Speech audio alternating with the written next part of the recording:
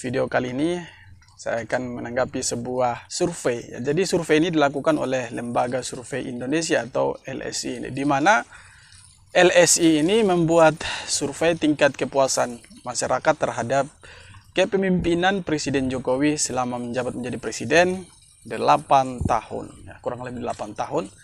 Jadi mereka itu membuat survei seberapa puas masyarakat terhadap Presiden Jokowi. Dan ketika LSI membuat survei itu, ada satu hal yang mengejutkan di situ. Ternyata sebagian besar masyarakat Indonesia ternyata puas dengan apa yang dilakukan oleh Presiden Jokowi. Puas dengan kepemimpinan Presiden Jokowi. Dan di sini LSI mencatat bahwa 72,3% itu puas terhadap kinerja Presiden Jokowi.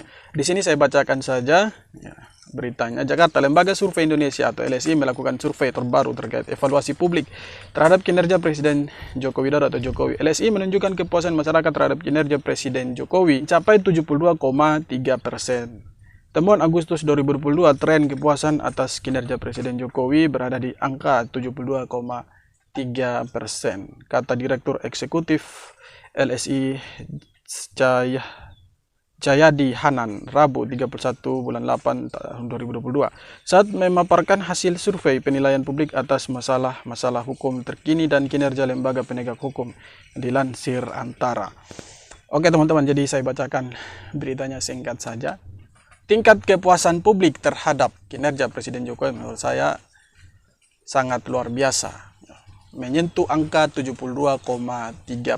Artinya apa yang dilakukan oleh Presiden Jokowi saat ini membuat publik percaya, membuat publik puas, membuat publik semakin percaya terhadap Presiden Jokowi bahwa di era Presiden Jokowi ini berbagai masalah dapat diatasi. Walaupun ada juga kekurangan dari pemerintahan Presiden Jokowi, seperti komunikasi antara Presiden dan juga menteri-menterinya yang menurut saya sebagai masyarakat sangat-sangat buruk. Dan overall saya lihat bahwa apa yang dilakukan oleh Presiden Jokowi sangat luar biasa.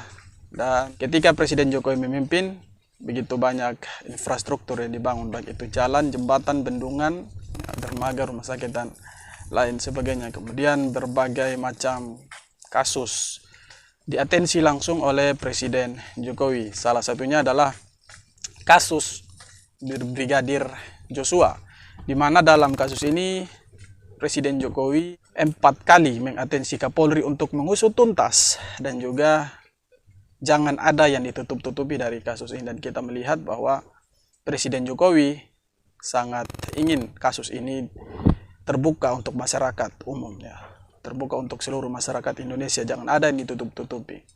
Kemudian muncullah survei ini. Nah, survei ini masih sangat-sangat baru, teman-teman. Survei ini dilakukan pada tanggal 31 bulan 8 tahun 2022, baru beberapa hari yang lalu.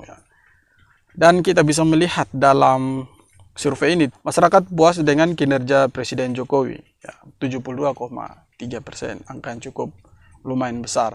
Di mana 2 tahun lagi Presiden Jokowi itu akan berakhir masa jabatannya. Dan di sisa Presiden Jokowi memimpin, rupanya masyarakat itu masih menginginkan Presiden Jokowi menjabat, sehingga masih ada masyarakat yang mengatakan bahwa harusnya Presiden Jokowi itu 3 periode. Andai saja tidak berlawanan dengan konstitusi, maka saya yakin dan percaya Presiden Jokowi bisa menjabat sampai 3 periode. Tapi itu semua kembali lagi terhadap konstitusi. Dan kita kembali ke dalam topik, topik survei Lembaga Survei Indonesia. Ketika LSI membuat survei ini, tidak sedikit juga yang nyinyir terhadap Presiden Jokowi, khususnya kaum kadrun, di mana mereka seolah-olah mempelintir apa yang dilakukan oleh Presiden Jokowi selama ini. Mereka mengatakan bahwa Presiden Jokowi itu membohongi rakyat, Presiden Jokowi itu menyengsarakan rakyatnya dengan menaikkan harga BBM dan lain sebagainya. Mereka membangun narasi-narasi mereka. Tetapi ketika LSI membuat survei dan seolah-olah survei ini menjawab semua komentar-komentar mereka yang mengatakan bahwa Presiden Jokowi itu menyengsarakan rakyat.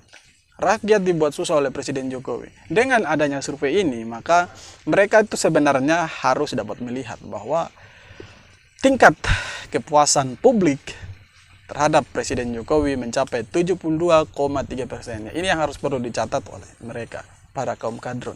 Sehingga mereka tidak berkoar-koar tanpa data dan fakta. Supaya mereka tidak berkoar-koar menurut opini atau narasi sesat mereka. Oke teman-teman, jadi tanggapan saya kali ini sekian saja. Kita jumpa lagi di video berikutnya. Jangan lupa untuk like, komen, dan subscribe. Hormat.